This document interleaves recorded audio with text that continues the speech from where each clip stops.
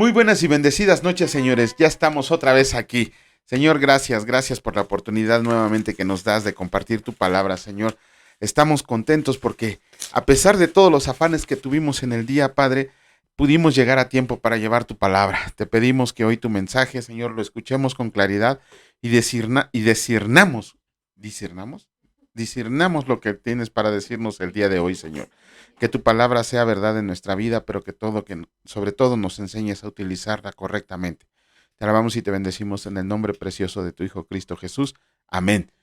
Buenas noches, señores. Bienvenidos de nueva cuenta. Ya vamos a comenzar porque creo que hoy sí me voy a pasar de tiempo con el comentario de Lucas. Bueno, todos están extensos, pero el de Lucas se me hace muy interesante que todos pues aprendamos algo nuevo el día de hoy, todos, así como nosotros cuando nos ponemos a estudiar el pequeño comentario que vamos a hacer. Bueno, se nos hace muy difícil elegir algo, porque es inmenso lo que nos enseña en un solo capítulo la palabra del Señor, en medio capítulo. Vamos a comenzar. Ayer leímos 3 capítulos del libro Segundo de Reyes, el 1, 2 y 3. Vamos a hacer los comentarios de estos capítulos. En el capítulo 1 del libro Segundo de Reyes vimos ahí algo entre gracioso y extraño, como Ocosías, que era el hijo de Acab y que era el que lo había sucedido en el trono. Ay, me pasé es que como que no quiere quedar la cámara. Ahí está, no, la puse muy alto. Discúlpenme ustedes, estoy peleando todavía con el equipo. Ahora sí, bueno, ahí está. Les decía, pasó algo entre chistoso y pues trágico, ¿no? Porque la palabra señala que Ocosías, el hijo de Acab, el que lo sucedió en el trono, se cayó de la azotea y quedó medio cucho, medio mal herido. Y este cuate, en vez de consultar a Dios, mandó a sus siervos a que le preguntaran a Baal Zeul qué era lo que le iba a pasar. Bueno, primero que nada tenemos que comprender que originalmente así se nombraba este diosesillo, Baal Zebul, y que su significado era Baal, señor de la vida. Pero los judíos se burlaron 2 veces de ese nombre. ¿Por qué? Porque después a Baal Zebul ellos le llamaban Baal Zebub, que significa señor de las moscas. Pero todavía más adelante le hicieron otra modificación al nombre y lo llamaron Belcebú, que significa señor del estiércol. De todas maneras, cualquiera de estos nombres que se utilizaba era en tiempos de Cristo una representación de Satanás.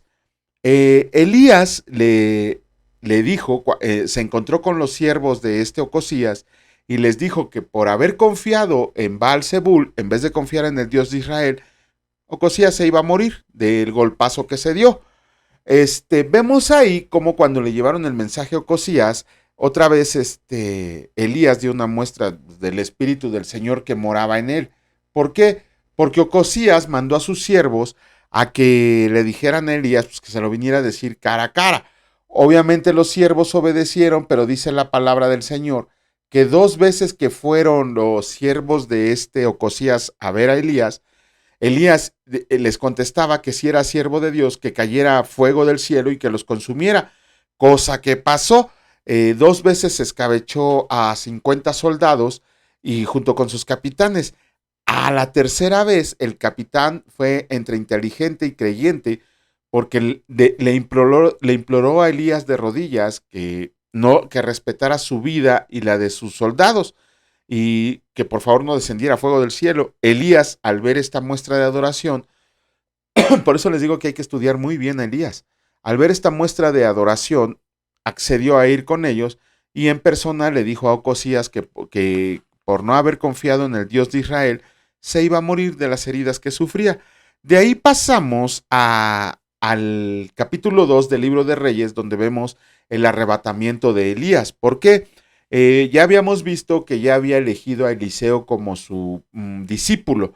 Y entonces Elías le dijo que iba a ir a Betel, a Jericó y al Jordán. Y le pedía a Eliseo que se quedara ahí donde estaba y que lo esperara. Obviamente Eliseo no quiso y lo acompañó a donde Elías iba. Cuando visitaron estos 3 lugares, vemos cómo Elías tenía que atravesar el Jordán para ser recogido y se quitó su manto, lo dobló y golpeó las aguas y las aguas se abrieron tal como lo hizo Moisés. Y pasaron Elías y y Eliseo. Eliseo vio cómo Elías fue arrebatado al cielo, vivo, no murió. Es la segunda persona que vemos que fue arrebatado al cielo, vivo, no murió. Ellos, Enoc y Elías fueron los únicos en la historia que no han muerto y que fueron llevados a la presencia de Dios vivos. Eliseo, antes de esto, le había dicho a Elías que si le tocaba ver cómo el Señor arrebataba a Elías, que por favor le diera la doble unción del profeta Elías, le había dicho a Dios. Esto no significa que le diera más poderes, tenemos que comprender que estaba reclamando un derecho de primogenitura, como si hubiera sido el hijo primogénito de Elías, como si hubiera sido su primer discípulo, caso que fue. Y la otra es que sí, no es que se le diera más poder, sino que hizo más señales que Elías. Si contamos los milagros de Elías que llevamos hasta este momento de la lectura, Elías realizó 8 milagros. Cuando veamos la vida de Eliseo, que llega hasta el capítulo 13 de este libro segundo de Reyes, vamos a ver que Eliseo realiza 16 milagros. Ajá, vemos que el primero de ellos fue partir en las aguas del Jordán, indicando que el Espíritu de Dios ahora estaba con él. Ajá, de hecho vemos ahí que 50 hijos de profetas le dijeron que iban a ir a buscar el cuerpo de Elías. Eliseo se negó 2 veces y a la tercera dijeron, pues órale, pues vayan. Y fueron y no lo encontraron. Y Eliseo les ha dicho, se los dije.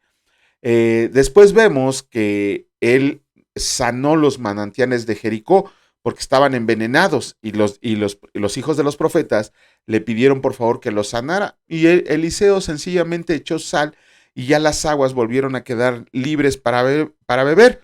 Vemos aquí también un suceso que muchos lo utilizan para utilizarlo así como que es cruel lo que hizo, ¿no? Porque dice la palabra que cuando iba camino hacia Betel, le salieron unos muchachos y se estaban burlando de él, gritándole calvo, y que además les estaban burlando en el sentido de que le pidiera a Dios que también fuera arrebatado como Elías.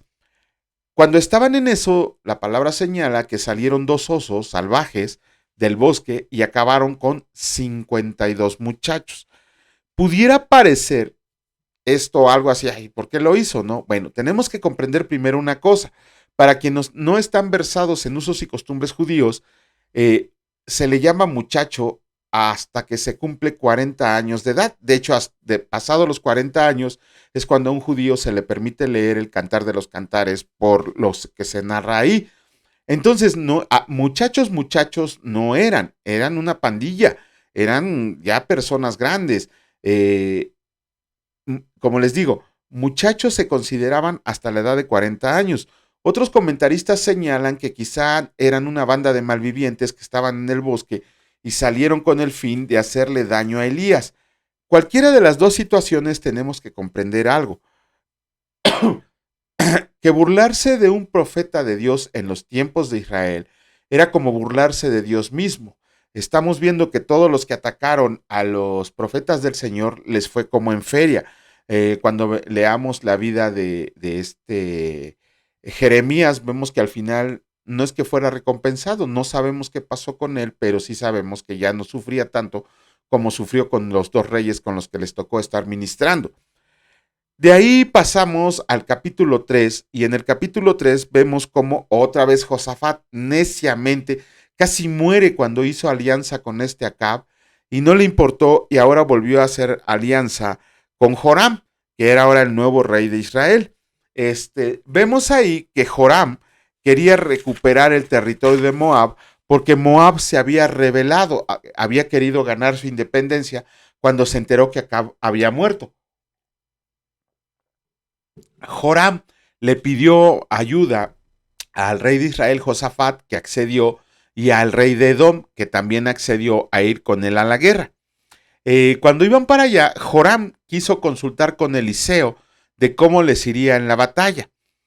Aquí Joram no fue tan malo como su abuelo Acab, ni como su padre Ocosías. De hecho, la palabra señala que Joram derribó todos los lugares altos donde se adoraba a dioses extraños. Pero no fue tan bueno, nadie es bueno, no hizo tanto las cosas que le había mandado el Señor, porque permitió que los altares a los borregos continuaran a los que había hecho Jeroboam. Ajá. Cuando Eliseo se enteró que Joram quería consultarlo, se negó a atender su petición y le mandó a decir que fuera a consultar a sus dioses y eran tan efectivos que consultara a sus dioses. Vemos ahí que a esta vez fue Josafat, el rey de Judá, quien le pidió a Eliseo que si les podía decir cómo les iba a ir en la victoria. Este Eliseo yo creo le gustaba la música porque le mandó a decir a Josafat que le pusiera un tañedor. ¿Cómo se llama el instrumento de cuerdas al mitad? ¿Cítara? Cítara. Este, mandó a pedir un tañedor, perdón. No, dice violín. No, mandó a pedir un tañedor a aquellos que tocaban el arpa o la cítara. Y mientras estaba tocando, vino la palabra de Dios a Eliseo, vino el Espíritu de Dios a Eliseo, y le dijo que ni se preocuparan por el agua ni por la victoria, porque el Señor ya se las había dado. Ya se las había dado. De hecho, la palabra menciona que en el desierto donde estaban los mandó a construir hoyos y que al día siguiente esos hoyos se llenaron de agua y pudieron beber ellos y sus bestias. Cuando cuando el rey de Moab y el pueblo, el ejército de Moab vieron estos hoyos, a lo lejos parecía como sangre. Ellos pensaron que se habían atacado entre los reyes y fueron corriendo a recoger los despojos. Nunca se esperaron que el ejército estuviera completo y les hicieron la batalla y los empezaron a vencer. El rey de Moab, como tenía pleito cantado con el rey de Edom, quiso penetrar las defensas y acabar con este rey. El plan no le resultó y tuvo que salir corriendo ya por su vida.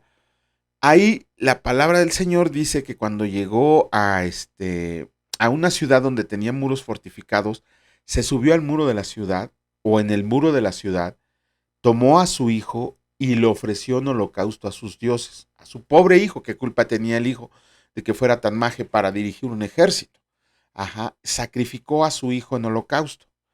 También la palabra dice que cuando Israel vio esta aberración, se sintieron abrumados por Dios o por sus conciencias y dejaron en paz al rey de Moab. Aquí es una muestra de hipocresía muy grande de parte del pueblo de Israel, porque ellos hacían lo mismo. Recuerden que ellos hacían sacrificios de sus hijos a Moloc. De hecho, reyes sacrificaron a sus hijos. El que reconstruyó la ciudad de Jericó sacrificó a sus 2 hijos para poderlo reconstruir. Entonces aquí más bien se dieron cuenta de las cosas tan aberrantes que hacían el Señor. Vieron ellos en vivo cómo se ofrecía a un hijo en holocausto, ¿no? Vivo el pobre muchacho. La palabra no menciona ni la edad ni nada, pero ya el hecho de ofrecer a un hijo, digo, cualquiera de nosotros que se dice cristiano, no dudaríamos en dar la vida por nuestros hijos. Y este cuate fue al revés, ¿no? Ofreció la vida de su hijo para que le fuera bien en batalla. Y pues Israel al ver esto lo dejó en paz y se regresó a su casa. Pero más que nada es como una muestra de hipocresía. No estoy diciendo que todo el pueblo de Israel lo hiciera, pero sí lo hacían muchos los sacrificios a Moloc. Vamos a comenzar con la lectura. En esta ocasión nos tocan los capítulos 4 y 5. Comenzamos con el capítulo 4 del libro segundo de Reyes y escrito está: el aceite de la viuda. Una mujer de las mujeres de los hijos de los profetas clamó a Eliseo diciendo: tu siervo mi marido ha muerto, y tú sabes que tu siervo era temeroso del Señor, y ha venido el acreedor para tomarse 2 hijos míos por siervos. Y Eliseo le dijo: ¿qué te haré yo? Declárame qué tienes en tu casa. Y ella dijo: tu sierva ninguna cosa tiene en casa, sino una vasija de aceite. Él le dijo: ve y pide para ti vasijas prestadas de todos tus vecinos, vasijas vacías, no pocas. Entra luego y enciérrate tú y tus hijos, y echa en todas las vasijas, y cuando una esté llena, ponla aparte. Y se fue la mujer, y cerró la puerta entrecerrándose ella y sus hijos, y ellos le traían las vasijas, y ella echaba el aceite.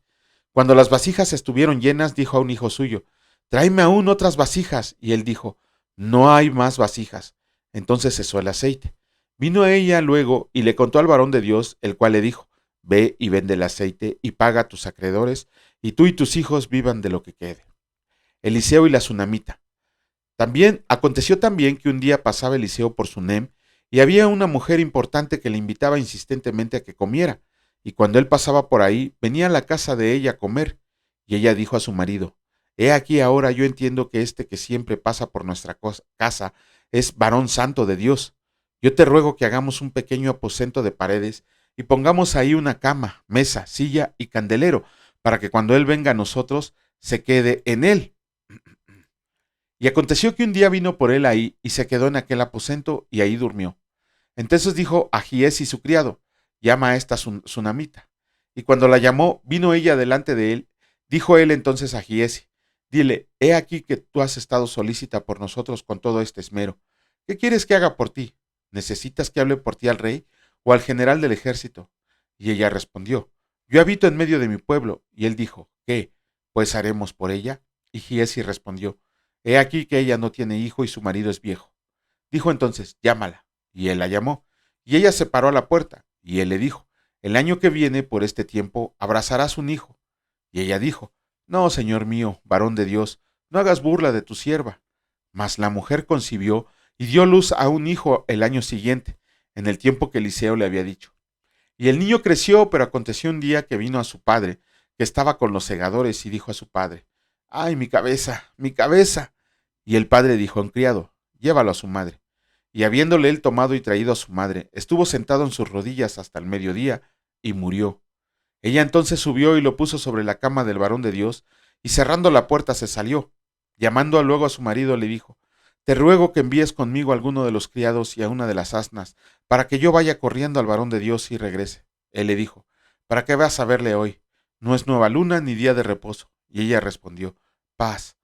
Después hizo enalbardar su asna y dijo al criado, guía y anda, y no me hagas detener en el camino, sino cuando yo te lo diga. Partió pues y vino al varón de Dios al monte Carmelo. Y cuando el varón de Dios la vio de lejos, dijo a su criado Giesi, he aquí la tsunamita. Te ruego que vayas ahora corriendo a recibirla y le digas, ¿te va bien a ti? ¿Le va bien a tu marido y a tu hijo? Y ella dijo, bien. Luego que llegó a donde estaba el varón de Dios en el monte, se asió de sus pies y se acercó Giesi para quitarla. Pero el varón de Dios le dijo, déjala, porque su alma está en amargura. Y el Señor me ha encubierto el motivo y no me lo ha revelado. Y ella dijo, ¿pedí yo hijo a mi Señor? ¿No dije que yo no te no dije yo que no te burlaras de mí? Entonces dijo él a Giesi, ciñe tus lomos y toma mi báculo en tu mano y ve. Si alguno te encuentra, no lo saludes, y si alguno te saluda, no le respondas, y pondrás mi báculo sobre el rostro del niño. Y dijo a la madre del niño, vive el Señor, y vive tu alma, que no te dejaré. Él entonces se levantó y la siguió, y Giesi había ido delante de ellos y había puesto el báculo sobre el rostro del niño, pero no tenía voz ni sentido. Y así se había vuelto para encontrar a Eliseo y se lo declaró diciendo, el niño no despierta. Y venido Eliseo a la casa, he aquí que el niño estaba muerto, tendido sobre su cama. Entrando él entonces cerró la puerta tras ambos y oró al Señor.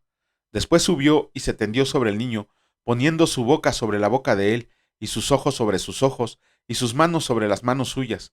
Así se tendió sobre él. Y el cuerpo del niño entró en calor. Volviéndose luego, se paseó por la casa a una y otra parte, y después subió y se tendió sobre él nuevamente. Y el niño estornudó 7 veces, y abrió sus ojos. Entonces llamó él a Giesi y le dijo, llama a esta tsunamita, y él la llamó. Y entrando ella, él le dijo, toma tu hijo. Y así que ella entró, se echó a sus pies y se inclinó a tierra, y después tomó a su hijo y se salió. Milagros en beneficios de los profetas. Eliseo volvió a Gilgal cuando había una grande hambre en la tierra, y los hijos de los profetas estaban con él, por lo que dijo a su criado, pon una olla grande y haz potaje para los hijos de los profetas. Y salió uno al campo a recoger hierbas, y halló una como parra montés, y de ella llenó su falda de calabazas silvestres, y volvió, y las cortó en la olla del potaje, pues no sabía lo que era. Después sirvió para que comieran los hombres, pero sucedió que comiendo ellos de aquel guisado, gritaron diciendo, varón de Dios, hay muerte en esa olla, y no lo pudieron comer. Él entonces dijo, traigan harina, y la esparció en la olla, y dijo, da de comer a la gente, y no hubo más mal en la olla. Vino entonces un hombre de Baal Salisa, el cual trajo al varón de Dios panes de primicias, 20 panes de cebada y trigo nuevos en su espiga, y él dijo, da a la gente para que coma. Y respondió su sirviente, ¿cómo pondré esto delante de 100 hombres? Pero él volvió a decir, da a la gente para que coma, porque así ha dicho el Señor, comerán y sobrará. Entonces lo puso delante de ellos, y comieron, y le sobró conforme a la palabra del Señor. ¿A quién les recuerda esto? ¿A quién les recuerda? La alimentación de los 5,000 y de los 4,000.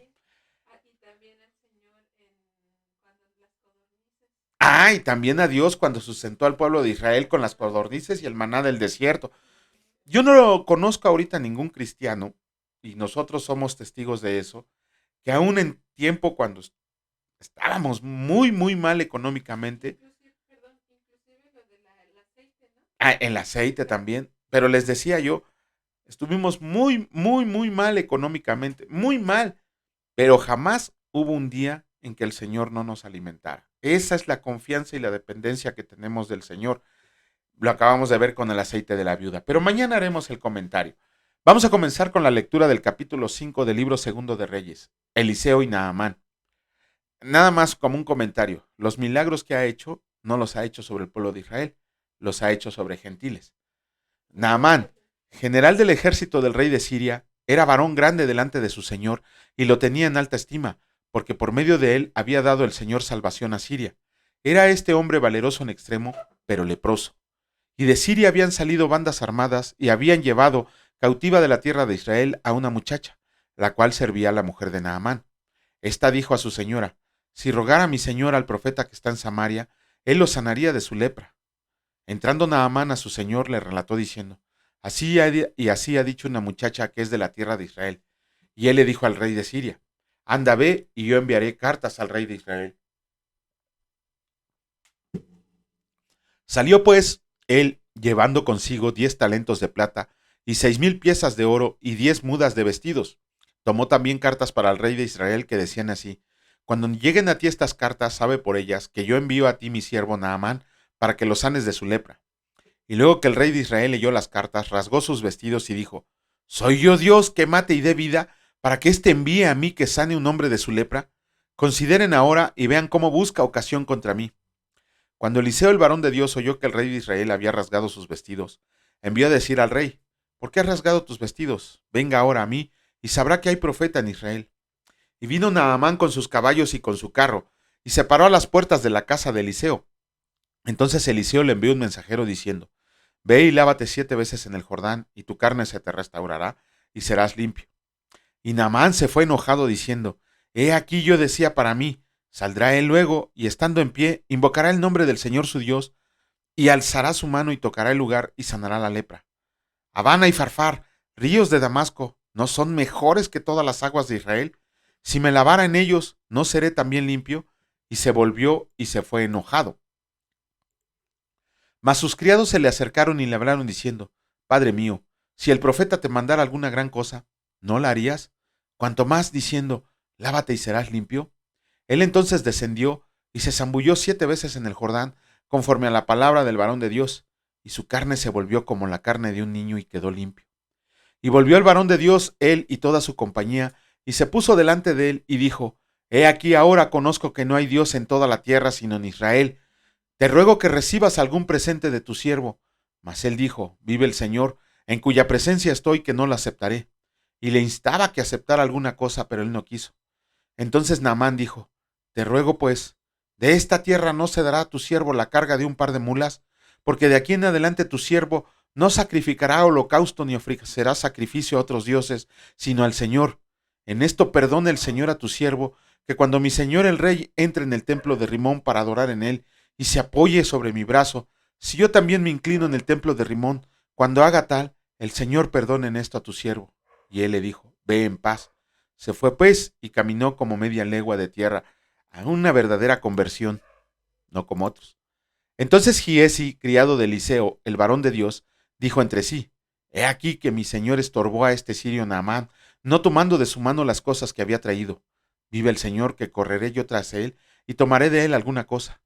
Y siguió Giesi a Naamán, y cuando vio a Naamán que venía corriendo tras él, se bajó del carro para recibirle y dijo: ¿va todo bien? Y él dijo: bien. Mi señor me envía a decirte: he aquí vinieron a mí en esta hora del monte de Efraín 2 jóvenes de los hijos de los profetas. Te ruego que les des un talento de plata, entre paréntesis 33 kilos, y 2 vestidos nuevos. Dijo Naamán: te ruego que tomes 2 talentos. Y le insistió, y ató 2 talentos de plata en 2 bolsas, y 2 vestidos nuevos, y los puso todo a cuestas a 2 de sus criados, para que lo llevaran delante de él. Así que llegó a un lugar secreto, él lo tomó de mano de ellos, y lo guardó en la casa. Luego mandó a los hombres que se fueran, y él entró. Y se puso delante de su señor, y Eliseo le dijo: ¿De dónde vienes, Giesi? Y él le dijo: Tu siervo no ha ido a ninguna parte. Él entonces le dijo: ¿No estaba también ahí mi corazón cuando el hombre volvió de su carro a recibirte? Es tiempo de tomar plata y de tomar vestidos, olivares, viñas, ovejas, bueyes, siervos y siervas. Por tanto, la lepra de Naamán se te pegará a ti y a tu descendencia para siempre. Y salió de delante de él leproso, blanco como la nieve. Oh, qué duro, ¿no? Hay cosas a veces que nos hacen tan duras, pero si el Señor da una orden, ¿por qué tenemos que desobedecerla? Con eso terminamos la lectura de los capítulos que nos tocaban del libro segundo de Reyes. Mañana, si Dios lo permite, estaremos haciendo el comentario correspondiente. Vamos a comenzar con la lectura del capítulo 4 del Evangelio de Lucas. Hoy terminamos el capítulo 4, pero antes vamos a hacer un pequeño comentario acerca de lo que leímos el día de ayer en 13 versículos. La tentación del Señor Jesús, las tentaciones del Señor Jesús. Ok. Para alguien que no ha leído la palabra de Dios, para alguien que es un neófito en estas cuestiones, pareciera ser que el Señor Jesús solo pasó por 3 tentaciones, ¿no? Quien no conoce la palabra de Dios, de hecho hay muchos pastores que dicen que nada más pasó por 3 tentaciones. No es cierto, porque la palabra de Dios dice que en los 40 días que pasó en el desierto el Señor Jesús, fue tentado en todo tiempo y en todo. O sea, no solo fue tentado 3 veces, los 40 días que estuvo en el desierto, el diablo lo estuvo tentando en todas las cosas y en todo. Ahí vemos que por eso la palabra dice en Hebreos que nuestro Señor Jesús sufrió las mismas tentaciones que nosotros. En su humanidad estaba sufriendo todo eso. También tenemos que ver que las 3 grandes tentaciones, las últimas 3 grandes tentaciones, no fueron en un solo lugar, fueron en 3 lugares diferentes. Bueno, vemos ahí que en la primera tentación, el Señor Jesús da una muestra de su humanidad, de su perfecta humanidad, de su 100% ser hombre. La palabra dice que el Señor Jesús sintió hambre. Ajá. Y en ese momento atacó el diablo y le dijo al Señor Jesús que le dijera a una piedra: conviértete en pan para que puedas alimentarte. Pero el Señor Jesús le respondió al diablo que es más importante que el apetito físico es la obediencia a la palabra de Dios. Esto pasó en el desierto. En la segunda tentación, Satanás llevó al Señor Jesús a un monte. Desde ese monte señala la palabra que se veían todos los reinos de la tierra. Y Satanás se las ofreció. Le dijo: si postrado me adoras, si me das tu adoración a mí, todos estos reinos te los voy a dar porque son míos. En ese momento Satanás no estaba mintiendo. Debido a la caída del hombre, todos los reinos del mundo se le habían entregado, se le habían dado a él. Él era el príncipe y gobernador de los reinos del mundo. Ojo, aquí tenemos que hacer una aclaración bien grande. La palabra dice que Satanás es gobernador de los reinos del mundo, no del mundo. Así es, no es del mundo, sino también nosotros seríamos sus gobernados. Él solamente fue de los reinos del mundo. Ajá. Le dijo al Señor Jesús: si me adoras, ajá. Si le dijo, el diablo le dijo a Jesús: si me adoras, todo esto que es mío, te lo voy a dar. Lo que no contaba es que el Señor Jesús sabía que tenía que pasar por todo lo que tenía que pasar en esos 3 años de ministerio y por su calvario y crucifixión, si no, no hubiera habido manera de que nosotros fuéramos salvos, porque solamente su sangre derramada en el madero podía libertarnos del pecado. Aquí tenemos que comprender que no hay atajos en el camino hacia el Señor, hacia la vida eterna, hacia la salvación. No hay atajos, no hay un camino directo. Ajá. Si el Señor decide aquí, después de que lo recibimos, tenemos nuestra regeneración y somos llenos del Espíritu Santo, Si el Señor decide que al día siguiente nos vayamos a su reino, al día siguiente nos vamos, no sin antes haber cumplido con su propósito. Pero si el Señor en su soberanía decide que nosotros permanezcamos un siglo más en esta tierra, es porque va a ser conforme a su voluntad y su propósito. No hay atajos, no hay un camino corto. Tenemos que recorrer el camino que el Señor nos ha trazado para nosotros, y es un camino de santidad para que caminemos en santidad. Ajá. En este caso, debemos de comprender que el Señor Jesús, ¿cómo le respondió Almita el Señor Jesús cuando le ofreció todos los reinos del mundo? Solamente a Dios le debemos adorar. Es lo que le contestó el Señor Jesús. Absolutamente a nadie, a nadie, a nadie, a nadie le debemos adoración espiritual. Solamente a Dios. Ajá. No debemos adorar ni a pastores, ni a sacerdotes, ni a estatuas, ni a imágenes, ni a figuritas, ni a profetas, ni a apóstoles. Es increíble, créanme, a mí me causa mucho enojo. La verdad, por eso les digo que me da miedo ser a mí que el Señor me designe como pastor. Si el Señor me designa, adelante, yo estoy para seguir lo que el Señor me diga que tengo que hacer, pero sí me da mucho miedo. ¿Por qué? Porque les decía el otro día, conozco mi corazón y mi corazón me va a ser duro. Vayan ustedes, les pido por favor que vayan a ver conferencias de Paul Washer y de Juan Manuel Vaz. Se van a quedar cortos de la manera en cómo ellos tratan a su congregación, y no es que los tratan mal, es que confrontan a la gente con su pecado. ¿Y a quién le gusta que lo confronten con su pecado? ¿A quién le gusta que te digan esto que estás haciendo estás mal? Cuando tú te consideras que vas caminando por un camino recto y que venga alguien y que te diga, ¿seguro? ¿Seguro estás caminando recto? Pero bueno, entonces el Señor le dijo que solamente se debería adorar a Dios. Después de ahí, vemos que viene la tercera tentación. El diablo en esta ocasión llevó al Señor Jesús a Jerusalén y lo subió hasta lo más alto del templo. Recuerden que el templo de Jerusalén que había construido esta vez Herodes era muy alto, inclusive tenía imágenes paganas arriba, estatuas paganas allá arriba, tenía hasta una cara de César. Entonces, le dijo el diablo al Señor Jesús, órale, aviéntate, no que su palabra dice que si el Mesías se avienta, iba a mandar ángeles a que lo rescataran. Híjole, bueno, esto lo dice Miqueas. No, esto lo dice Miqueas, pero no nos vamos a adelantar. En esta ocasión, el Señor Jesús también le contestó con la palabra y le dijo que no se debería de poner a Dios a prueba.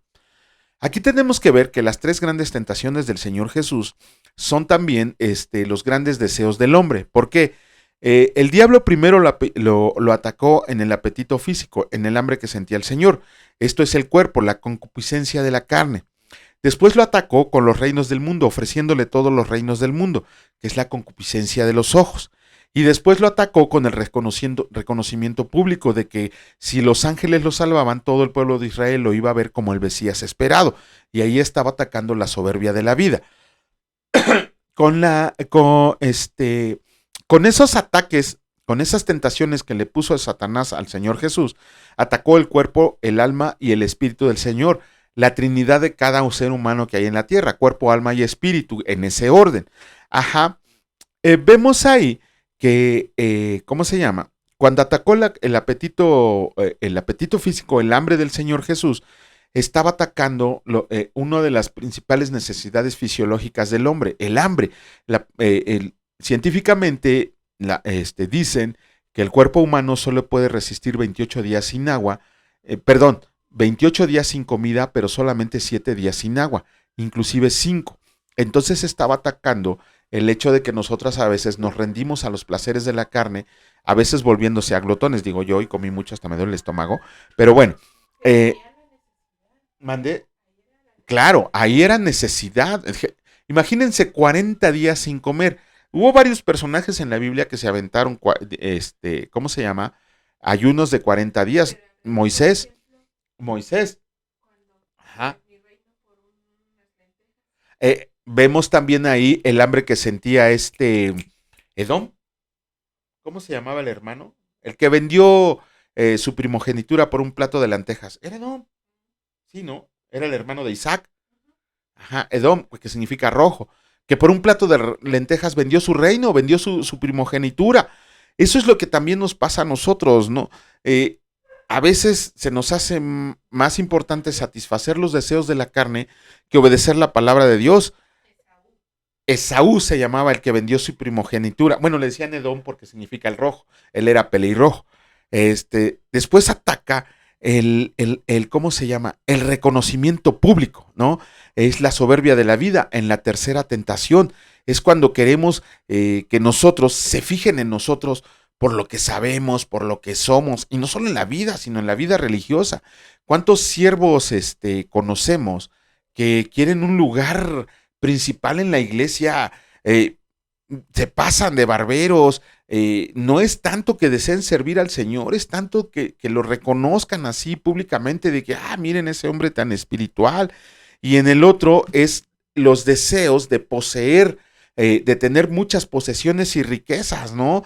El de que digan, ay, mira cómo lo ha bendecido el Señor, cuando en realidad lo que estamos haciendo es hacer a un lado la voluntad del Señor y hacer nuestra voluntad en negocios, en trabajo, ¿no? Preferimos hacer negocios y trabajo que dedicarnos a la lectura de la palabra del Señor.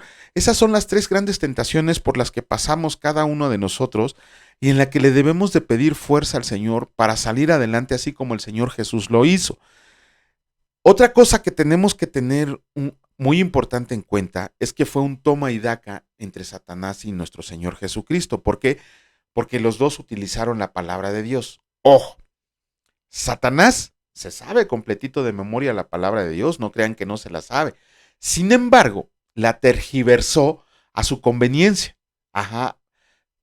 Aquí me da risa porque yo me imagino que a veces pudiera parecer que Satanás no es tonto, ¿no? Pero aquí da muestras de lo contrario, porque se metió con el autor de la vida, con el autor de la palabra, con la palabra encarnada. Entonces, ¿cómo era posible que quisiera engañar, ¿no? A nuestro Señor Jesucristo? De hecho, Satanás no solo utilizó Deuteronomio, utilizó Miqueas y utilizó un salmo. Ya les iba a decir el capítulo y el versículo, pero eso los hace flojos porque no leen. Ya les dije que Satanás utilizó Deuteronomio, Salmos y Miqueas. Si quieren ver dónde, bueno, pues ahí léanlo, ¿no? Bueno, los vamos a leer de todas maneras. Pero también el Señor Jesús le respondió con lo que se señala en Deuteronomio. O sea, si el Señor Jesús... No, si no, luego no leen, eso luego a veces no. Mañana les digo, ahorita ya no, dice mi esposa que les diga qué libro y qué versículos utilizó. Bueno, fue el Salmo 91, Deuteronomio del 6 al 8 y el libro de Miqueas. Ahí está inscrito cómo Satanás tergiversó la palabra del Señor. Vas a ver, Almita, vas a ver, Almita. No les quería decir para que leyeran, pero bueno, utilizó... ¿Mandé? Bueno, ya leímos Deuteronomio, nos falta leer Salmos, Miqueas. Ahí fue lo que utilizó Satanás para atacar al Señor Jesús. Pero a mí me da un poquito hasta de risa de que quiso engañar al Señor Jesús, a la palabra encarnada, al verbo encarnado, al que por mandato suyo se escribió la palabra. Entonces, es como si, no sé, o sea, si yo la hice, ¿no? ¿Cómo me quieres enseñar a mí? Nada más. Aquí vemos la importancia de leer, la importancia de leer, porque por medio de la palabra de Dios es cuando nos defendemos de los ataques de Satanás. Ajá, es cuando empezamos a ver todos aquellos, ya no quiero decir malas bestias porque me regañan, y no sé, es que no encuentro otro adjetivo que decirle a esas personas, porque eso sí me dan mucho coraje. De esos falsos pastores, esos falsos profetas, esos falsos apóstoles que se suben a un púlpito y ahí tienen a todo el público endiosado, escuchando como si les estuviera diciendo la verdad cuando la verdad es Jesucristo. Pero lo hacen porque no leen. Si nosotros leemos la palabra de Dios, se nos hace una costumbre, se nos hace más importante leer la palabra de Dios que el alimento, van a ver que no a todo lo que le gritamos amén merece un amén. Van a ver que todo lo que nos dice un tipejo que se sube allá arriba es cierto y conforme a la palabra de Dios. Acabo de ver un video de una hechicera que dice que si no diezmas te vas al infierno porque Dios la llevó al infierno. Pues ojalá se va a quedar allá, ya cuando le falte la vida, pues fue a conocer a sus paisanos, porque dice ella que Dios le permitió ir a platicar con un tipo que estaba en el infierno, que era cristiano para acabarla de amolar, y que le dijo que estaba ahí porque le había robado al Dios y no le había dado los diezmos. Esta mujer se acaba de llevar $185,000 de México, pero ahí estamos todos así, ay, qué bonito habla, ¿no? Si leyéramos la palabra de Dios, ni siquiera lo hubiéramos dejado entrar al país. Cuando hubiera bajado del avión, le hubiéramos apedreado a que se regresara. Pero bueno, ya no me voy a exaltar porque ya luego digo, ¿para qué les digo, no? Vamos a comenzar con la lectura del día de hoy. En esta ocasión nos toca terminar con el capítulo 4 del libro del Evangelio de Lucas, de los versículos 14 al 44, y escrito está: Jesús principia su ministerio. Y Jesús volvió en el poder del Espíritu a Galilea, y difundió su fama por toda la tierra de alrededor, y enseñaba en las sinagogas de ellos y era glorificado por todos. Jesús en Nazaret. Vino a Nazaret donde se había criado, y en el día de reposo entró en la sinagoga, conforme a su costumbre, y se levantó a leer, y se le dio el libro del profeta Isaías, y se le dio el libro del profeta Isaías, y habiendo abierto el libro, halló el lugar donde estaba escrito: El Espíritu del Señor está sobre mí, por cuanto me ha ungido para dar buenas nuevas a los pobres. Me ha enviado a sanar a los quebrantados de corazón, a pregonar libertad a los cautivos y vista a los ciegos, a poner en libertad a los oprimidos y a predicar el año agradable del Señor. Y enrollando el libro, permítame un momento, y enrollando el libro, lo dio al ministro y se sentó, y los ojos de todos en la sinagoga estaban fijos en él, y comenzó a decirles: Hoy se ha cumplido esta escritura delante de ustedes. Y todos le daban buen testimonio de él, y estaban maravillados de las palabras de gracia que salían de su boca, y decían: ¿No es este hijo de José? Él les dijo: Sin duda me dirán este refrán: Médico, cúrate a ti mismo de tantas cosas que hemos oído que se han hecho en Capernaum. Haz también aquí en tu tierra. Y añadió: De cierto les digo que ningún profeta hace acepto en su propia tierra. Y en verdad les digo que muchas viudas había en Israel en los días de Elías, cuando el cielo fue cerrado por 3 años y 6 meses, y hubo una gran hambre en toda la tierra. ¡Ay, Dios mío! Pero a ninguna de ellas fue enviado Elías, sino a una mujer viuda en Sarepta de Sidón.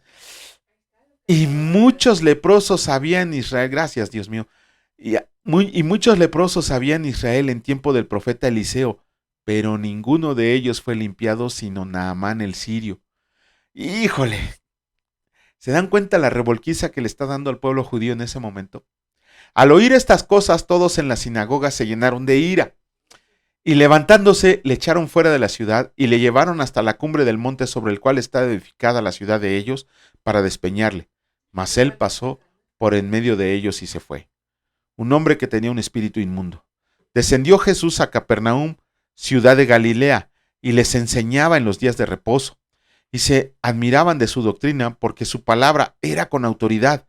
Estaban en él en la sinagoga un hombre que tenía un espíritu de demonio inmundo. Ojo, ¿dónde estaba? El cual exclamó a gran voz, diciendo: Déjanos, ¿qué tienes con nosotros, Jesús Nazareno? ¿Has venido para destruirnos? Yo te conozco quién eres, el Santo de Dios. Y Jesús le reprendió diciendo: Cállate y sal de él. Entonces el demonio, derribándole en medio de ellos, salió de él y no le hizo daño alguno. Y estaban todos maravillados y hablaban unos a otros diciendo: ¿Qué palabra es esta que con autoridad y poder manda a los espíritus inmundos y salen? Y su fama se difundía por todos los lugares de los contornos. Jesús sana a la suegra de Pedro. Entonces Jesús se levantó y salió de la sinagoga, y entró en casa de Simón. La suegra de Simón tenía una gran fiebre, y le rogaron por ella. E inclinándose hacia ella, reprendió la fiebre, y la fiebre la dejó, y levantándose ella al instante, le servía. Muchos sanados al ponerse el sol. Al ponerse el sol, todos los que tenían enfermos de diversas enfermedades los traían a él, y él poniendo las manos sobre cada uno de ellos los sanaba. También salían demonios de muchos dando voces y diciendo: tú eres el Hijo de Dios. Pero él los reprendía y no les dejaba hablar, porque sabían que él era el Cristo. Jesús recorre Galilea predicando. Cuando ya era de día, salió y se fue a un lugar desierto, y la gente le buscaba, y llegando a donde estaba, le detenían para que no se fuera de ellos. Pero él les dijo: es necesario que también a otras ciudades anuncie el evangelio del reino de Dios, porque para esto he sido enviado. Y predicaba en las sinagogas de Galilea. Híjole, híjole, ¿Cómo le vas a hacer, Almita, para hacer el resumen mañana de esto en 5 minutos? ¿Cómo le vas a hacer? Si se me olvida, hay varios detalles importantes que tenemos que ver de la lectura de este capítulo. El primero de ellos, un endemoniado estaba en la casa de Dios.